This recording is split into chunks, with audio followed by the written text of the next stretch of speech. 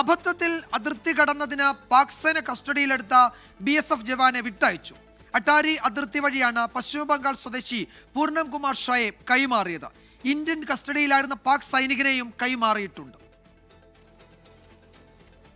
ആശങ്കകൾക്കൊടുവിൽ പൂർണം കുമാർ ഷായുടെ കുടുംബത്തിന്റെ കാത്തിരിപ്പിന് വിരാമം. ഗർഭിണിയായ ഭാര്യ രജനിക്കും 7 വയസ്സുള്ള മകനും സന്തോഷത്തിന്റെ ദിനം. 20 ദിവസത്തിന് ശേഷമാണ് BSF ജവാനെ പാകിസ്ഥാൻ വിട്ടയച്ചത്.